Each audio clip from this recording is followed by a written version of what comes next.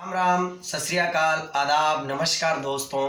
स्वागत है आपका अपने YouTube channel history by Vinod Kashyap के अंदर। दोस्तों, जैसा कि आप जानते हैं, इससे पहले के जो वीडियोस थे हमारे, उन वीडियोस के अंदर हम मनोविज्ञान पर चर्चा कर रहे थे, साइकोलॉजी पर चर्चा कर रहे थे, जिसके अंतर्गत हमने सबसे पहले मनोविज्ञान का अर्थ जाना, हिंदी में अर्थ जाना, उसके बाद हमने उसको इंग्लिश में अर्थ जाना, उसके बाद हमने उसके अर्थ का जो कर्मिक विकास हुआ है, अर्थ के विकास में अर्थात उसके अर्थ के अंदर जो परिवर्तन हुआ है, उसके कर्मिक विकास को समझा हमने। उसके बाद मैंने ट्रिक के माध्यम से आपको शिक्षा, मनोविज्ञान और मनोविज्ञान की जो परिभाषाएं हैं, जो मैंने आपको ट्रिक से क्या कर दी थी, समझा दी थी।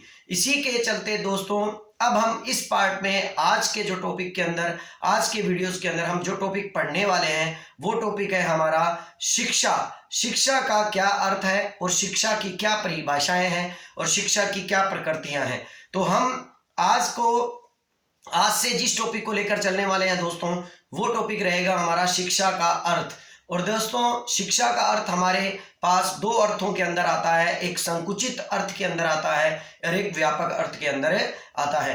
वीडियो शुरू करें उससे पहले दोस्तों, मेरी आप सभी से एक छोटी सी अपील कि आप मेरे चैनल को सब्सक्राइब कर लीजिए। जितने भी बच्चे नए आए हैं वो मेरे चैनल को सबसे पहले तो सब्सक्राइब कर लें। मेरे चैनल का नाम है हिस्ट्री बाय विनोद कश्यप। दूसरा दोस्तों, मेरे चैनल को सब्सक्राइब करने के बाद साथ ही साथ बेल आइकन को भी दबा लें, क्योंकि कुछ बच्चे ये कहते हैं कि सर हमें आपके वीडियो दिखाई नहीं देते हैं। दोस्तों, मेरे वीडियोस आपको सबसे पहले आप प्लेलिस्ट में जाइए, प्लेलिस्ट में जाएंगे तो आपको मेरे सारे वीडियोस जो हैं वो आपको वहां देखने को मिल जाएंगे, जो हिस्ट्री से रिलेटेड भी हैं और मनोविज्ञान से रिलेटेड भी हैं, ज्योग्राफी से रिलेटेड भी हैं, और साथ ही साथ मैंने इसके अंदर कल्चर और उसके बाद मैंने मैथ और रीजनिंग के भी कुछ क्या किए हैं, पार्ट्स डाले हैं।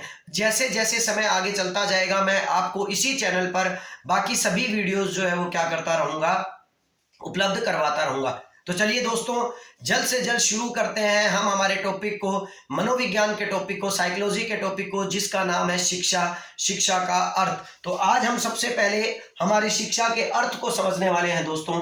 पार्ट 3 है हमारा ये जो हमारा वीडियो बनने वाला है, ये साइकोलॉजी का पार्ट 3 है दोस्तों। और इस पार्ट 3 में हमारा सबसे पहला टॉपिक रहेगा शिक्षा का अर्थ। शिक्षा का अर्थ, ठीक है दोस्तों, जैसा कि मैंने अभी आपको बताया, शिक्षा को दो अर्थों में लिया जाता है। शिक्षा के अर्थ को हम दो तरीके से समझ सकते हैं। एक तो शिक्षा का दोस्तों व्यापक अर्थ या संकुचित अर्थ, और एक दोस्तों उसका संकुचित अर्थ, ठीक है ना, व्यापक और संकुचित। दोस्तों, आज हम शिक्षा के अर्थ को, शिक्षा के शब्द के अर्थ को क्या करेंगे, दो तरीके से समझेंगे। एक उसका व्यापक अर्थ समझेंगे, एक उसका संकुचित अर्थ समझेंगे।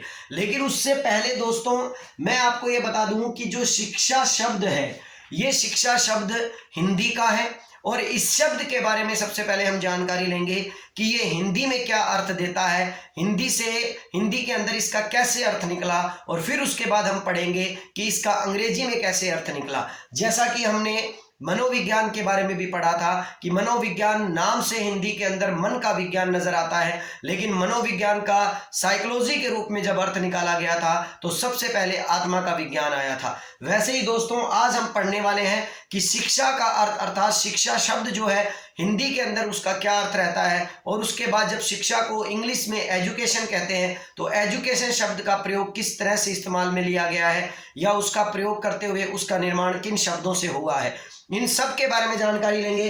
तो चलिए दोस्तों, लेट नहीं करते हैं और अपने इस वीडियो को क्या करते हैं, सुचारू रूप से शुरू करते हैं। दोस्तों, सबसे पहले मैं आपको शिक्षा का शाब्दिक अर्थ बताऊंगा। दोस्तों, शिक्षा का शाब्दिक अर्थ, दोस्तों शिक्षा का शाब्दिक अर्थ क्या है? शिक्षा का शाब्दिक अर्थ है दोस्तों कि यह शब्द जो है शिक्षा, ये संस्कृत के शिक्ष धातु से बना है। याद रखिएगा दोस्तों, शिक्षा शब्द जो है ये संस्कृत के शिक्ष धातु से बना है।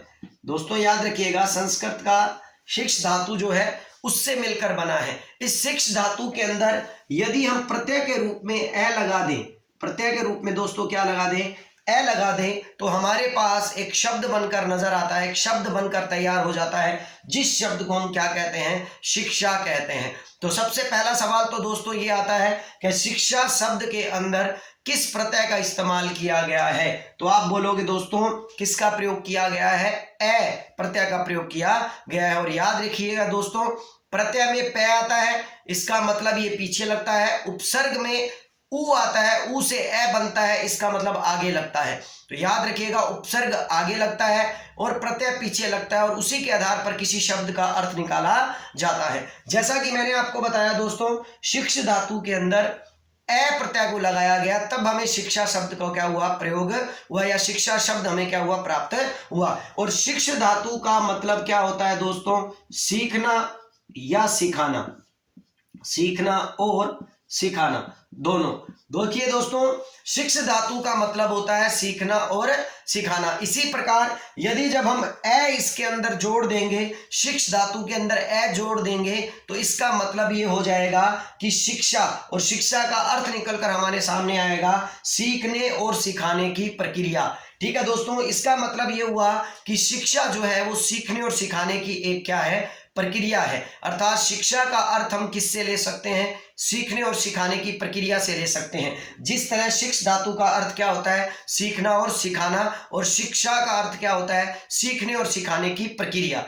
प्राचीन समय में दोस्तों ज्ञान को मानव व्यवहार के विकास के लिए क्या किया जाता था? अत्यधिक महत्वपूर्ण माना जाता था। यदि हम देखते हैं दोस्तों कि एक अनपढ़ व्यक्ति किसी व्यक्ति से जब व्यवहार करता है या उस व्यक्ति से किसी प्रकार की बातचीत करता है, उसका विकास आप देखिए कि इतना अधिक शालीनता से वो बात नहीं कर पाएगा, या अपनी बात को वो नहीं रख पाएगा, ना वो अपने खान पान रहन सहन और ना ही बोलचाल के अंदर वो इस तरह कदर वो एक सभ्य पुरुष के तरीके से क्या हो पाएगा? शो हो पाएगा, जिस कदर एक पढ़ा लिखा इंसान अपने आप को पेश करने का क्या करता है? सोचता है। हालांकि इसमें भी दो अर्थ है दोस्तों, कि पढ़ा लिखा इंसान औपचारिक, ठीक है ना, व्यवहार के साथ साथ अनौपचारिक व्यवहार भी कर सकता है। वो अपने व्यवहार को छुपाना जानता है क्योंकि उसके पास शिक्षा है।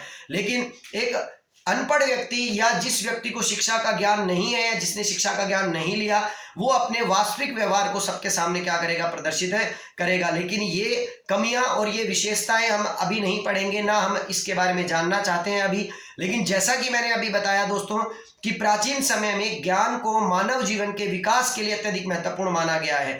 ज्ञान से व्यक्ति अपने जीवन का विकास कर सकता है, वो समाज में अपने आप को एक मुख्य धारा से जोड़ सकता है, अपने आप को समाज के अंदर वो क्या कर सकता है? बड़ा प्रदर्शित कर सकता है। इसीलिए दोस्तों वेद व्यास जी ने भी एक परिभाषा दी, और वेद व्यास जी ने कहा कि ज्ञान व्यक्ति के समय के साथ, दोस्तों ज्ञान व्यक्ति के समय के साथ दिग्दर्शन ही नहीं करता, बल्कि वह व्यक्ति को बोलना, चलना व व्यवहार करना भी सिखाता है। देखिए दोस्तों, शिक्षा जो है वेदव्यास के अनुसार क्या है? वेदव्यास के अनुसार ज्ञान है, और ज्ञान के लिए वो क्या कहते हैं कि ज्ञान व्यक्ति के समय का दिग्दर्शन ही नहीं करता, बल्कि, ठीक है ना, अर्थात इसका मतलब ज्ञान व्यक्ति के सत्य का मतलब ना दर्शन ही नहीं करवाता, बल्कि वह उस व्यक्ति को बोलना, चलना और व्यवहार करना भी क्या करता है? सिखाता है। जैसा कि मैंने अभी आपको बताया कि जब आप पढ़ लिख जाओगे, अच्छी तरह सभ्य बन जाओगे, ज्ञान ग्रहण कर लोगे, तो आपका बोलचाल, आपका रहन सहन, आपका खान पान और दूसरों के साथ आपका व्यवहार जो है वो क्या हो जाएगा?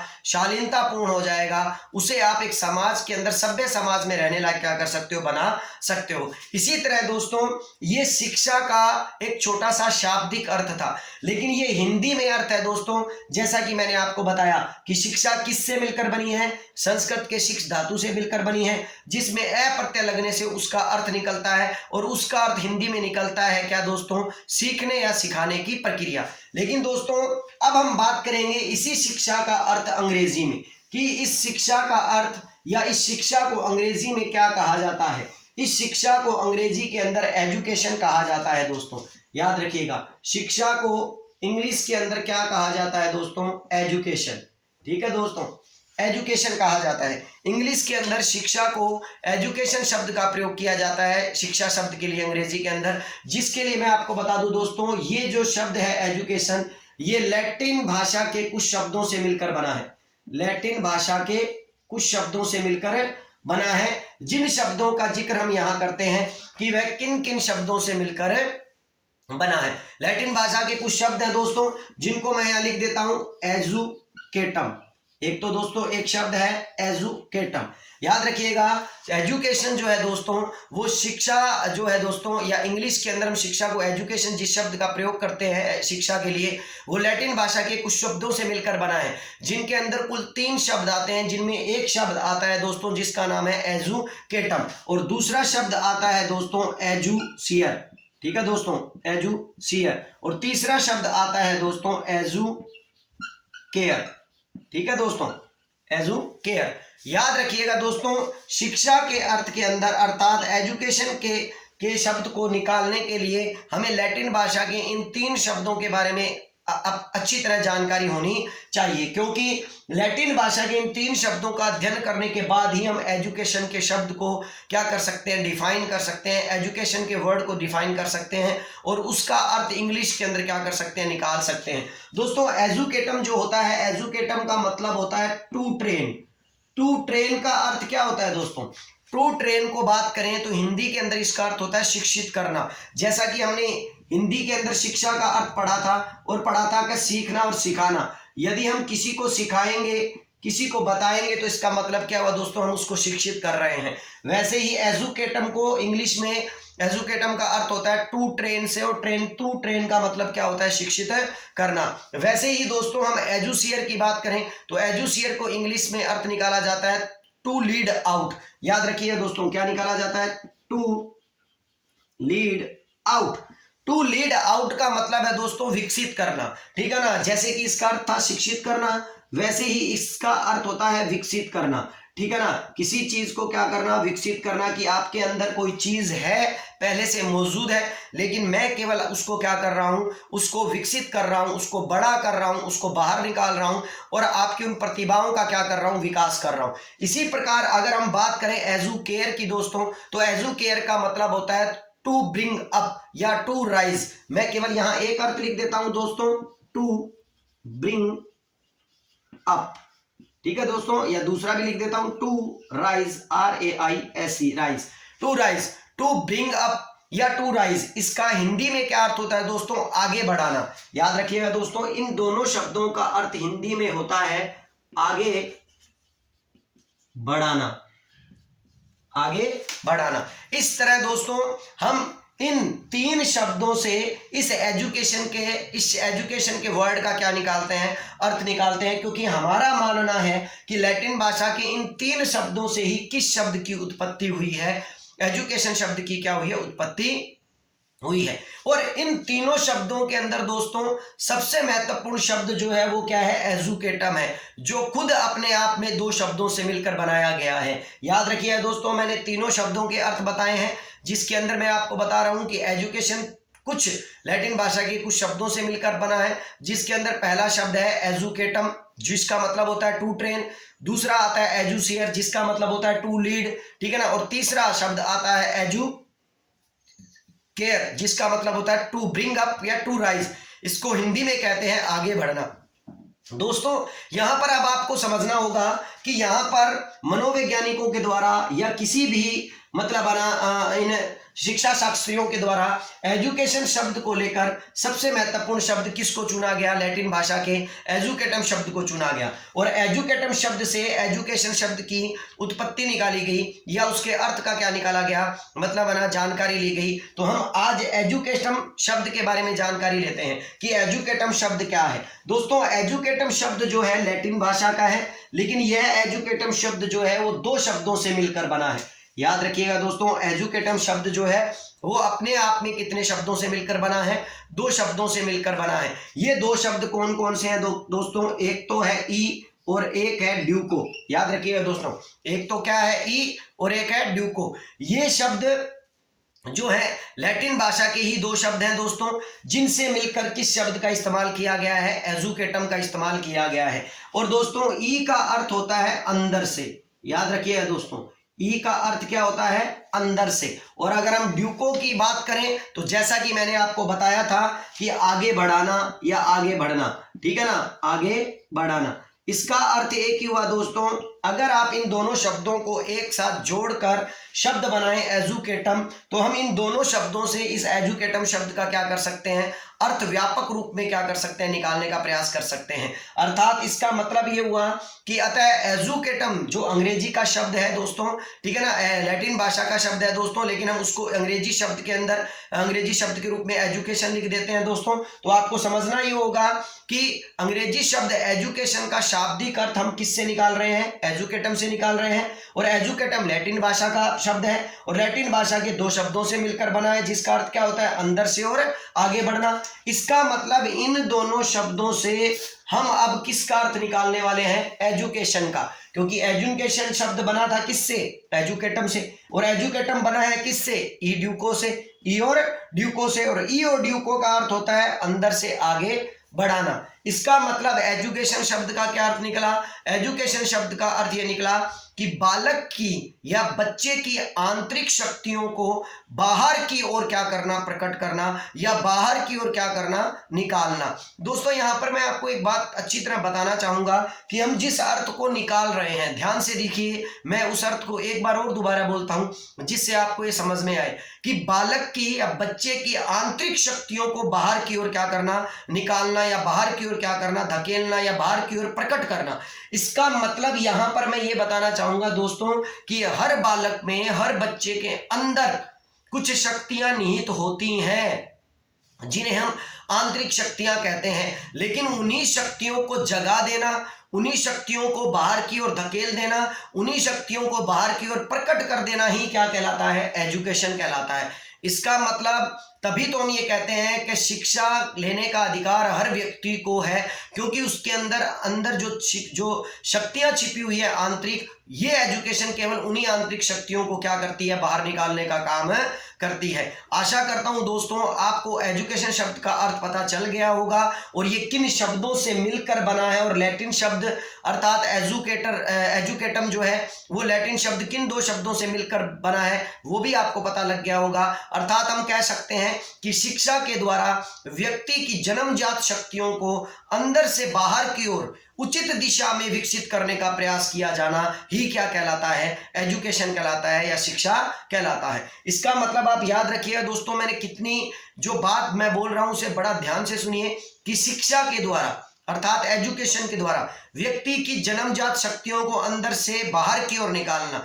लेकिन चलो अंदर से बाहर की ओर भी निकाल देंगे दोस्तों, लेकिन कई बार कुछ शिक्षाएं ऐसी भी होती हैं जो व्यक्ति को अंदर से बाहर की ओर जब हम बाहर निकालते हैं तो वो उसे उचित दिशा में विकसित करने का क्या नहीं करती है, काम नहीं करती है, अनुचित दिशा में करती है। तो ऐसी स्थिति में हम उसे शिक्षा नहीं कहेंगे। इसलिए याद रखिए, शिक्षा का अर्थ उचित दिशा में विकसित करने से है, न कि अनुचित दिशा में विकसित करने से है। मान लीजिए किसी बालक के अंदर किसी प्रकार की पढ़ाई की लगन है, लेकिन वो जन्मजात उस शक्ति को क्या कर रहा है, अंदर ही अंदर वो जानता है कि मैं पढ़ सकता हूं, और आपने उसे हौसला दिया और आपने उसे उचित दिशा में लगाने के लिए रोज पढ़ाना शुरू कर दिया, तो आप मान लीजिए ये उसके लिए एक क्या है, शिक्षा है, जो आपने केवल उसे क्या किया है, उसकी शक्तियों को बाहर निकालने का प्रयास किया है। वरना ये उसके अंदर पहले से ही थी कि वो उस चीज को क्या कर सकता था, ग्रहण कर सकता था। तो चलिए दोस्तों, आशा करता हूं अभी आपको शिक्षा का शाब्दिक अर्थ पता लग गया होगा, शिक्षा का हिंदी में अर्थ पता लग गया होगा, और शिक्षा का इंग्लिश में अर्थ पता लग गया होगा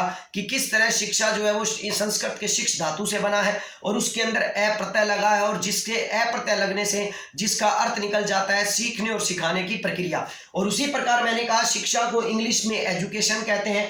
एजुकेशन लैटिन भाषा के कुछ शब्दों से मिलकर बना है, जिनमें सबसे महत्वपूर्ण शब्द क्या आता है, एजुकेटम आता है, और एजुकेटम दो शब्दों से मिलकर बना है, ई और ड्यूको से मिलकर बना है। ई का अर्थ होता है अंदर से और ड्यूको का अर्थ होता है आगे बढ़ाना। अर्थात इसका स्पष्ट अर्थ निकल गया कि बच्चे या बालक की आंतरिक शक्तियों को बाहर की ओर धकेलना या बाहर की ओर प्रकट करना ही क्या कहलाता है, एजुकेशन कहलाता है। दोस्तों ये तो आपको मैंने केवल हिंदी और इंग्लिश के अंदर क्या किया था, शिक्षा या एजुकेशन शब्द के अर्थ को बताया था। लेकिन अभी जैसा कि मैंने आपको बताया कि शिक्षा का अर्थ हम दो तरीके से ले सकते हैं, एक शिक्षा का संकुचित अर्थ और एक शिक्षा का व्यापक अर्थ। तो चलिए दोस्तों, हम पहले शिक्षा का संकुचित अर्थ के बारे में जान लेते हैं कि शिक्षा का संकुचित अर्थ क्या है। शिक्षा का संकुचित अर्थ, ठीक है दोस्तों, संकुचित अर्थ किसका है दोस्तों, शिक्षा का। तो याद रखिएगा दोस्तों, ये बड़ा ही महत्वपूर्ण टॉपिक है पीटीआई एग्जाम के लिए, रीट एग्जाम के लिए और अन्य कई महत्वपूर्ण परीक्षाओं के लिए, फर्स्ट ग्रेड सेकंड ग्रेड अन्य कई परीक्षाओं के लिए।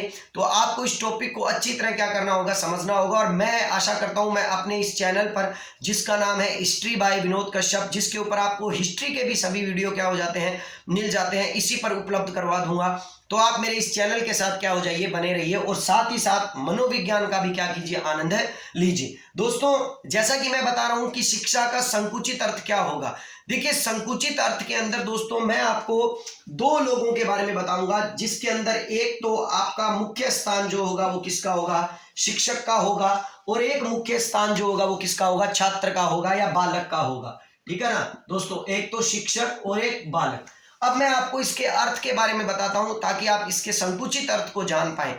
स्कूली शिक्षा को ही शिक्षा कहा जाता है दोस्तों, याद रखिएगा। अगर हम संकुचित अर्थ के बारे में बात करें तो अपने क्या मानते हैं, स्कूली शिक्षा ही क्या है, शिक्षा है। स्कूली शिक्षा को ही क्या कहते हैं, शिक्षा कहते हैं। और इसीलिए शिक्षा को या स्कूली शिक्षा को हम क्या कहते हैं, नियमित शिक्षा के नाम से भी क्या करते हैं, पुकारते हैं। अगर मैं कहूं कि नियमित शिक्षा जो है वो शिक्षा का कौन सा अर्थ प्रदान करता है, तो संकुचित अर्थ प्रदान करता है। देखिए दोस्तों, जैसा कि आज के परिवेश के अंदर भी कई बार हम जब छोटे थे या क्या है, छोटा बालक हमारे घर के अंदर होगा, बच्चा होगा, तो जब भी कोई मेहमान घर में आता है तो वो सबसे पहले उनसे एक ही सवाल पूछता है कि बेटा स्टडी करते हो, वो कहता है जी हाँ जी पढ़ता हूँ। क्या कहाँ शिक्षा ग्रहण करते हो, कहाँ पढ़ाई करते हो, तो वो कहता है जी मैं स्कूल में पढ़ता हूँ। वो कहते हैं कि स्कूल में कौन सी क्लास में पढ़ते हो। अगर मान लीजिए वो बच्चा स्कूल नहीं जा रहा है तो हमारा ये मानना है कि वो शिक्षित नहीं हो रहा है, हमारा ये मानना है कि वो पढ़ नहीं रहा है, अर्थात शिक्षा ग्रहण नहीं कर रहा है। इसका साफ अर्थ है दोस्तों कि अगर हम संकुचित अर्थ के रूप में शिक्षा का अर्थ निकालें तो उसका अर्थ केवल ये निकलता है कि जो बालक स्कूल में जा रहा है वो शिक्षा ग्रहण कर रहा है, जो बालक स्कूल में शिक्षा पढ़ने, जो बालक स्कूल में कुछ भी मतलब है ना शिक्षा के लिए ग्रहण करने के लिए बढ़ा है आगे, हम ये मान लेते हैं कि वो शिक्षित हो रहा है। और जो बालक स्कूल नहीं जा रहा है हम मान लेते हैं कि वो शिक्षित नहीं हो रहा है। लेकिन ऐसा जरूरी नहीं है दोस्तों, क्योंकि शिक्षा का मतलब हम जब व्यापक अर्थों में समझेंगे तो आपको पता लगेगा कि शिक्षा क्या है और शिक्षा को वास्तविक रूप में क्या कहा जा सकता है। चलिए दोस्तों, हम बात कर रहे हैं नियमित शिक्षा की या स्कूली शिक्षा की। तो आपको संकुचित अर्थ समझ में आ गया होगा कि संकुचित अर्थ के रूप में हम केवल शिक्षा वही मानते हैं जो स्कूलों में दी जाती है, विद्यालयों में दी जाती है, महाविद्यालयों में, कॉलेजों में दी जाती है, और फिर उसके बाद कहाँ दी जाती है, कोचिंग सेंटर में, जैसे कि मैं आपको दे रहा हूं। ये भी एक प्रकार से क्या है, शिक्षा है। ठीक है ना दोस्तों। चलिए अब इस शिक्षा के अंदर आपको ये भी समझना है कि संकुचित अर्थ के अंदर शिक्षक का जो स्थान होता है, याद रखिएगा दोस्तों, संकुचित अर्थ के अंदर शिक्षक का जो स्थान होता है और बालक का जो स्थान होता है, ये दो स्थान ही सबसे ज्यादा महत्वपूर्ण होते हैं। कैसे, आज मैं आपको शिक्षा दे रहा हूं तो मैं आपके एक शिक्षक के रूप में हूं, तो मेरा स्थान जो हुआ शिक्षक का हुआ। आप शिक्षा ले रहे हैं, आपका स्थान का हुआ, बालक का हुआ। इस बीच दूसरी किसी प्रकार की कोई भी कड़ी नहीं है दोस्तों। इसका मतलब ये हुआ कि आप मेरे YouTube चैनल पर क्यों आए, क्योंकि मैंने आपको शिक्षा देना प्रारंभ किया, या मैंने सोचा, या जो भी बच्चा मेरे चैनल को या मेरी शिक्षा को लेना चाह रहा है वो मेरे को देखकर या मेरी वीडियो को देखकर शिक्षा लेना चाह रहा है, तो वो तभी YouTube पर आएगा जब मैं वीडियो क्या करूंगा, डालूंगा। एक प्रकार से बता रहा हूं दोस्तों, वैसे तो बहुत से वीडियो होंगे अनेक लोगों के, आप वहां भी पढ़ सकते हो, लेकिन मैंने केवल एक उदाहरण देना है। तो आप मान के चलिए कि अगर शिक्षक है तो विद्यार्थी शिक्षा लेगा। आज स्कूलों के अंदर आप एक चीज देखिए दोस्तों कि स्कूल में स्कूली शिक्षा दी जाती है। चलिए हम बालकों को स्कूल में भेज देंगे, लेकिन आप एक चीज देखिए कि जब बालक स्कूल में जाएंगे और वहां पर शिक्षक होंगे ही नहीं, तो आपको क्या लगता है कि क्या शिक्षा ली जा सकती है? नहीं। शिक्षा दी जा सकती है? नहीं। इसीलिए याद रखिएगा दोस्तों, शिक्षा के संकुचित अर्थ के अंदर शिक्षक का जो स्थान होता है वो क्या माना जाता है? मुख्य।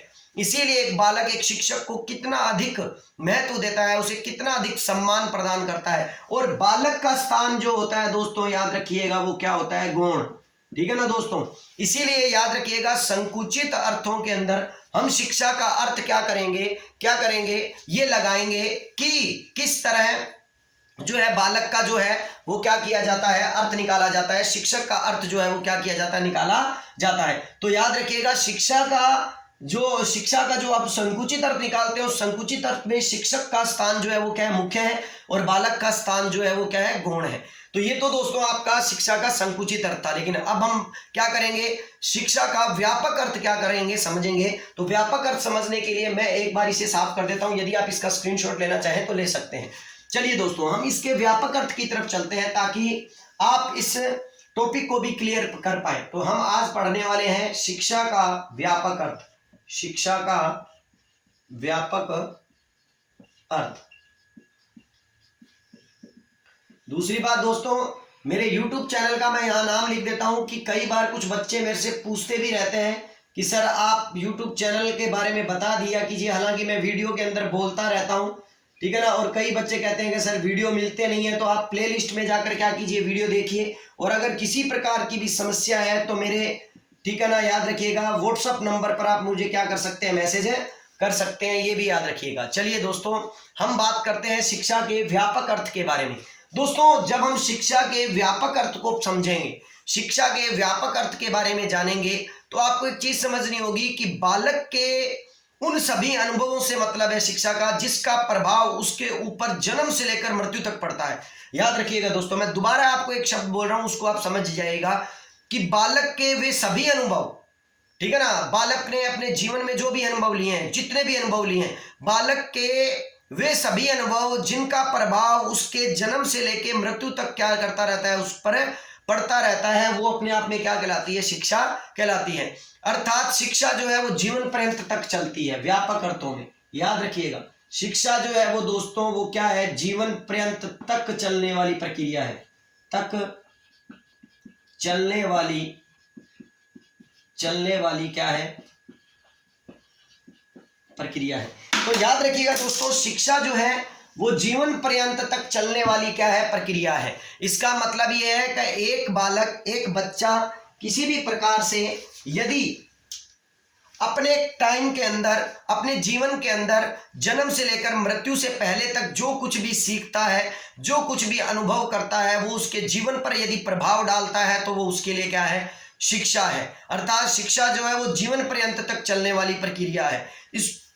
इसको हम यूं समझ सकते हैं दोस्तों कि बालक जिनसे भी जो कुछ भी, याद रखिएगा, बालक एक तो जिनसे भी और जो कुछ भी सीखता है वे सब उसके शिक्षक हैं। याद रखिएगा दोस्तों, और साथ ही साथ और वह जो कुछ भी सिखाता है वे सब उसके शिष्य हैं।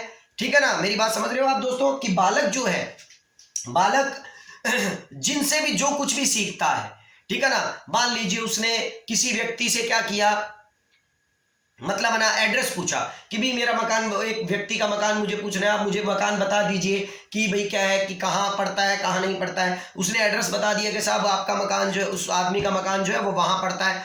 अब मान के चलिए जिस आदमी ने उसे जो एड्रेस बताया है वो आदमी उसके लिए क्या है, शिक्षक है। इसका मतलब बालक अपने जीवन में जो कुछ भी सीखता है, जो कुछ भी कहीं भी किसी भी प्रकार का अनुभव लेता है और वो अनुभव उसने किसी से प्राप्त किया है, इसका मतलब वो उसका क्या है, शिक्षक है। और उस बालक ने जो कुछ भी किसी भी व्यक्ति को सिखाया है, जानकारी दी है, तो याद रखिएगा कि वे सब उसके क्या हैं, शिष्य हैं। अब एग्जाम्पल इसी का उल्टा ले लीजिए। मान लीजिए मुझे किसी ने बुलाया, क्या हाँ सर आप हमें पढ़ाने के लिए आ जाइए, या आप सर हमारे पास आइए, आज हमारा मतलब पार्टी है या विवाह है या आज एक प्रोग्राम है, सर आप पधारिए। चलिए मेरे को आपने बुला लिया, लेकिन एक बात है, मैं एड्रेस नहीं जानता, आपने एड्रेस भी भेज दिया, तो मैं दो लोगों से, छोटे छोटे बच्चे थे वहां पर, मैंने उनसे पूछा कि बेटा ये मकान कहाँ पड़ता है। उन्होंने कहा कि आप ऐसे जाइए, यहाँ जाकर आपको एक मकान दिखाई देगा, वही मकान है। तो आप मान के चलिए, चाहे मैं जीवन में पेशे में एक शिक्षक हूं, लेकिन आज मेरे शिक्षक वो दो बच्चे थे जिन्होंने मुझे उस चीज का क्या किया, उस मकान का, उस एड्रेस को क्या किया, बताया। इसका मतलब कि हम ये कह सकते हैं कि हम जिनसे भी जो कुछ सीखते हैं वो हमारे गुरु हैं, और हम जिन्हें जो कुछ सिखाते हैं वो हमारे क्या है, शिष्य हैं। इस प्रकार बालक का समस्त जीवन, याद रखिएगा, स्कूल है, मेरा कहने का तात्पर्य है। इसी प्रकार बालक का समस्त जीवन जो है दोस्तों, स्कूल भी है और शिक्षा काल भी है। अर्थात याद रखिएगा, बालक का समस्त जीवन जो है, बालक का समस्त जीवन, ठीक है ना, स्कूल भी है, स्कूल भी है, और ठीक है ना, और क्या है, शिक्षा काल भी है, ठीक है ना, और शिक्षा काल भी है। मतलब वो स्कूल में सीखता है और शिक्षा काल में सिखाता है, तो वो हर काल के अंदर, अपने टाइम के अंदर तथा शिक्षा काल भी है और समस्त जीवन जो है वो जीवन जो है स्कूल भी है। ठीक है ना, तो ये बड़ी इंपॉर्टेंट परिभाषा के रूप में आ जाती है दोस्तों। इसी के अंदर मेरे को एक बात याद आ गई। एक मनोवैज्ञानिक थे, एक शिक्षा शास्त्री थे दोस्तों, जिनका नाम था मैकेंजी। ठीक है, मैं टाइम देख लेता हूं दोस्तों साथ में कि टाइम कितना हुआ और कितना नहीं हुआ है। मैकेंजी जो थे, ठीक है ना, मैकेंजी जो थे, उनके द्वारा दोस्तों शिक्षा का अर्थ देते हुए एक परिभाषा दी गई थी। ठीक है ना, व्यापक अर्थों के अंदर याद रखिएगा, शिक्षा एक ऐसी प्रक्रिया है जो जीवन पर्यंत चलती है। जैसा कि मैंने अभी लिखा, जीवन पर्यंत तक चलने वाली प्रक्रिया, ये मैकेंजी का ही कहा हुआ है कि शिक्षा एक ऐसी प्रक्रिया है, शिक्षा एक ऐसी, ठीक है दोस्तों, यहां लिख देता हूं, प्रक्रिया है जो जीवन पर्यंत तक चलने वाली है, जो जीवन पर्यंत तक चलने वाली है या चलती है, तथा जीवन के, ठीक है ना, यहां लिख देता हूं दोस्तों, तथा जीवन के, आधी परिभाषा यहां लिख देता हूं, तथा जीवन के, यहां तक तो आपने लिख लिया होगा कि शिक्षा एक ऐसी प्रक्रिया है जो जीवन पर्यंत तक चलती है, जीवन पर्यंत तक, ये लीजिए इसको थोड़ा बदल देता हूं, चलती है, तथा जीवन पर्यंत तक चलती है, तथा जीवन के प्रत्येक अनुभव से उसमें वृद्धि होती है। ठीक है ना, तथा जीवन के प्रत्येक अनुभव से उसमें वृद्धि होती है। अब दोस्तों मैंने आपको पीछे भी परिभाषाएं जो है वो ट्रिक से याद करवाई थी। मैं हर चीज आपको ट्रिक से याद करवाने की प्रयास करूंगा ताकि आपको परिभाषाएं रट्टा मारनी न पड़े। जैसे कि मैंने अभी आपको बताया, हमारे पास एक परिभाषा आ जाती है जिस परिभाषा का आधा हिस्सा ये है और आधा हिस्सा ये है, और परिभाषा देने वाले व्यक्ति कौन है? मैकेंजी है। अब देखिए, पहले तो आपको इस शब्दों को समझना होगा, फिर परिभाषा रटने की आवश्यकता नहीं है। तरीका मैं बता दूंगा कि ये परिभाषा किसने कही है, आप इस बात का पता कैसे लगाएंगे। चलिए दोस्तों, हम बात कर रहे हैं एक परिभाषा की, जो परिभाषा कहती है कि शिक्षा एक ऐसी प्रक्रिया है जो जीवन पर्यंत चलती है। जैसा कि मैंने अभी बताया, मनुष्य अपने जीवन में, याद रखिएगा दोस्तों, लगातार सीखता है, लगातार सीखता है। बच्चा होता है तब सीखता है, बड़ा होता है फिर सीखता है, और बड़ा होता है फिर सीखता है, और मृत्यु के से पहले भी जब अपने बुढ़ापे में होता है तब भी वो बहुत सी बातें क्या करता है? सीखता है। इसका मतलब जीवन पर्यंत तक चलने वाली प्रक्रिया है। फिर ये कहता है कि जीवन के पहले दड़ाव में या प्रत्येक अनुभव में उसने जो भी पहले अपने अनुभव लिए है जीवन के अंदर, वो क्या करता है? उसके अंदर वृद्धि करता है, उसकी ज्ञान में वृद्धि करता है। ठीक है ना, ये भी याद रखिएगा। अब हमें ये कैसे याद रखना है कि ये परिभाषा किसने दी है? आपको पता है दोस्तों, जीवन पर्यंत चल रही है कोई चीज, और उस जीवन पर्यंत प्रक्रिया में अनुभव में क्या हो रही है? वृद्धि हो रही है। अनुभव में क्या हो रही है? वृद्धि हो रही है। देखिए दोस्तों कि अनुभव में वृद्धि उसी आदमी की होती है जो एक क्या होता है? मैकेनिक बन जाता है। ठीक है ना, मैकेंजी से आप याद रखिएगा, मैकेनिक कब बनता है दोस्तों? जब उसका अनुभव क्या होता है, उसमें क्या हो जाती है? वृद्धि हो जाती है। वरना उससे पहले वो केवल क्या होता है? ठीक है ना, मैकेनिक नहीं होता है, वो अपने आप में क्या होता है? एक सीखने वाला व्यक्ति होता है। अपने कहते हैं ना कि साहब आप मैकेनिक है, कि नहीं जी मैं तो अभी सीख रहा हूँ जी। आप सीख रहे हो तो इसका मतलब मैकेनिक नहीं हो, आपको काम कम आता है। लेकिन अगर कोई मैकेनिक होगा, उसे कुछ भी कहेंगे वो कुछ भी कर देगा। इसका रीजन क्या है कि वो मैकेनिक क्यों है, और मैकेनिक के नाम के आगे क्या लगा रहे हैं? जी। और जी हम उस आदमी के नाम के आगे लगाते हैं जिसने अपने जीवन में बहुत अधिक क्या कर लिया? अनुभव प्राप्त कर लिया हो। कहां से? मैकेनिक जी, हाँ जी मैकेनिक जी, मैकेनिक जी। एक साधारण मैकेनिक होगा, मैकेनिक इधर आ रहे, ठीक है ना, मैकेनिक जी, जी और लगा रहे हैं दोस्तों, तो इसका मतलब उसके अनुभव में बहुत ज्यादा वृद्धि है। और यहां देखिए, अनुभव से उसमें वृद्धि, अर्थात जिसने बहुत अधिक समय तक कार्य किया है, बहुत अधिक समय तक एक काम के अंदर कार्य करके अपने अनुभव में वृद्धि की है, इसीलिए उसके नाम के आगे जी लगाया है। तो मैकेनिक जी कौन होंगे? जिसके अंदर अनुभव में क्या होगी? वृद्धि होगी। और मैकेनिक जी ने शिक्षा का व्यापक अर्थ क्या किया? हमें समझाया है।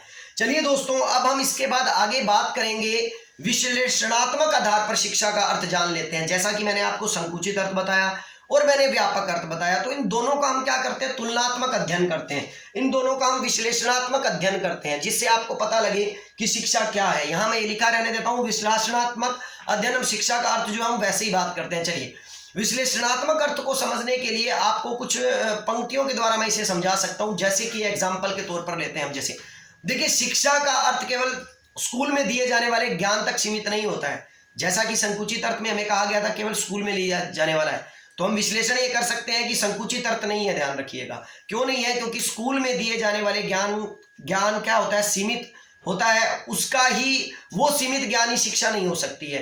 ठीक है ना। नंबर एक, तो एक कारण ये कह सकते हैं कि शिक्षा का अर्थ केवल स्कूल में दिए जाने वाले ज्ञान तक सीमित नहीं है, याद रखना, उससे भी कहीं अधिक है। दूसरा, आप ये भी याद रखिए कि बालक की जन्मजात शक्तियों के विकास के रूप में है शिक्षा का अर्थ। ठीक है ना। मैंने जैसा कि आपको पहले भी बताया, शिक्षा का अर्थ क्या होता है? इंग्लिश में एजुकेशन, एजुकेशन को एजुकेटम शब्द से बनाया गया है, और एजुकेटम दो शब्दों से मिलकर बना है, ई और ड्यूको। ई का अर्थ होता है अंदर से, और ड्यूको का अर्थ क्या होता है? बाहर निकालना, धकेलना, प्रदर्शित करना, अर्थात अंदर से जन्मजात शक्तियों को क्या करना? बाहर निकालना, उनका विकास करना। इसका मतलब शिक्षा का वास्तविक रूप में अर्थ क्या हुआ? बालक की जन्मजात शक्तियों का क्या है? विकास करना है। चलिए नेक्स्ट दूसरी बात करते हैं। जैसा कि हमने इससे पहले भी पढ़ा कि शिक्षा में एक स्थान होता है शिक्षक का और एक स्थान होता है किसका? बालक का। इसका मतलब ये शिक्षा जो है वो एक द्विमुखी प्रक्रिया है। ठीक है ना, ये याद रखिएगा। लेकिन आप दोस्तों ये भी याद रखिए कि द्विमुखी प्रक्रिया है, लेकिन इसमें थोड़ा सा चेंजिंग और आता है कि इससे पहले हम ये संकुचित अर्थ में ये पढ़ रहे थे कि शिक्षक का प्रभाव बालक पर जाता है, मुख्य शिक्षक है और गौण बालक है, लेकिन ऐसा नहीं है। हम अगर इसका विश्लेषणात्मक अर्थ पढ़ें दोस्तों, तो हमें यह पता लगता है कि शिक्षा द्विमुखी प्रक्रिया जरूर है, कि शिक्षक बालक को देगा, ठीक है ना, बालक शिक्षक से ग्रहण करेगा, लेकिन इसमें आपको एक बात याद रखनी है कि द्विमुखी प्रक्रिया है जिसके अंदर व्यक्तित्व, ठीक है ना, एक व्यक्तित्व दूसरे व्यक्तित्व को प्रभावित करता है, जिससे व्यवहार में परिवर्तन होता है। हो सकता है दोस्तों कि टीचर का प्रभाव बच्चे पर इतना अधिक नहीं पड़े, बल्कि एक बच्चे का प्रभाव टीचर पर क्या हो जाए? ज्यादा पड़ जाए। तो आप मान के चलिए कि अब टीचर के प्रभाव में व्यवहार में क्या होने लगेगा? परिवर्तन होने लगेगा, और वो परिवर्तन किसके आधार पर करेगा? बालक के आधार पर करेगा। इसका मतलब शिक्षा द्विमुखी प्रक्रिया है कि अगर वो द्विधारी तलवार है, कि अगर एक तलवार उसे संतुष्ट नहीं कर रही है, एक धार उसे संतुष्ट नहीं कर रही है, तो दूसरी धार जरूर पक्का क्या करेगी? दूसरे पर वार करेगी। अर्थात व्यक्तित्व जो है, एक व्यक्तित्व जो है वो दूसरे व्यक्तित्व पर क्या हो जाता है? हावी हो जाता है, उसे प्रभावित करता ही करता है, और जिसके कारण व्यवहार में क्या होता है? परिवर्तन होता है। ज्यादातर ये होता है कि शिक्षक का व्यक्तित्व बालक के पर क्या होता है?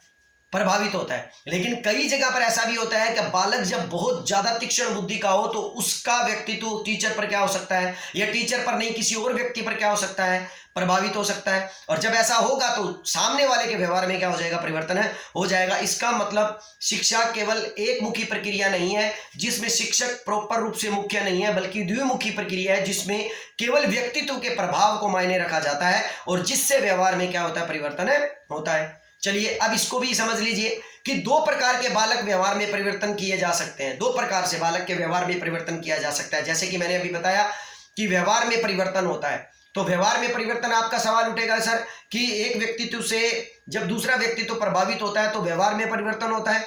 तो व्यवहार में परिवर्तन कैसे किया जा सकता है? दो तरीके से किया जा सकता है दोस्तों, जैसा कि मैंने अभी आपको बताया। एक तो शिक्षक के व्यक्तित्व का बालक के व्यक्तित्व पर प्रभाव पड़ना, ये एक हो गया, ठीक है ना। और दूसरा ये है कि याद रखिएगा कि अगर ऐसा नहीं हो रहा ना, मान लीजिए शिक्षक मैं पढ़ा रहा हूं और आपको समझ में नहीं आ रहा, ठीक है ना, तो आप मान के चलिए मेरे व्यक्तित्व का प्रभाव आपके व्यक्तित्व पर नहीं पड़ रहा है, तो मैं इसके लिए क्या करूंगा? स्किल्स लेके आऊंगा। मैं स्किल्स का मतलब है मैं ज्ञान के विभिन्न अंग लेके आऊंगा। जैसे मैं ट्रिक लेके आऊंगा। मैंने कहा नहीं बेटा, आपको नहीं समझ में आ रहा, आप इस ट्रिक से समझिए। अब जैसे आपको मैंने ट्रिक समझाई, मैकेनजी मतलब मैकेनिक, जी लगाया, तो इसका मतलब आपको समझ में आया कि अनुभव होगा यार, उसके पास जी लगा रहे हैं और उसके अंदर बहुत वृद्धि होगी, उसके अनुभव में, ज्ञान में उसमें बहुत वृद्धि होगी, तो अनुभव और वृद्धि जहां लग गया वहां मैकेनजी आ गया।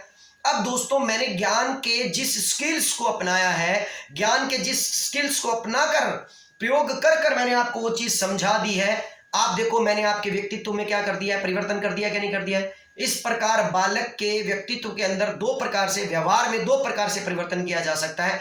एक तो शिक्षक के व्यक्तित्व का बालक के व्यक्तित्व पर प्रभाव पड़ना, दूसरा ज्ञान के विभिन्न अंगों का प्रयोग कर करना। जैसे हमने कोई ज्ञान की कोई एक विधि अपना ली, दूसरी विधि अपना ली, तीसरी विधि अपना ली, और बालक को क्या किया? अपनी तरफ क्या कर लिया? प्रयोग कर लिया। तो इसलिए ज्ञान के विभिन्न अंगों का प्रयोग कर भी हम क्या कर सकते हैं? व्यवहार में परिवर्तन कर सकते हैं। इसका मतलब साफ है दोस्तों, आप इस सभी अर्थों को समझ रहे हैं, विश्लेषणात्मक अध्ययन कर रहे हैं, तो आपको एक बात समझ में आ गई होगी कि शिक्षा जो है वो एक धारी तलवार नहीं है, दो धारी तलवार है।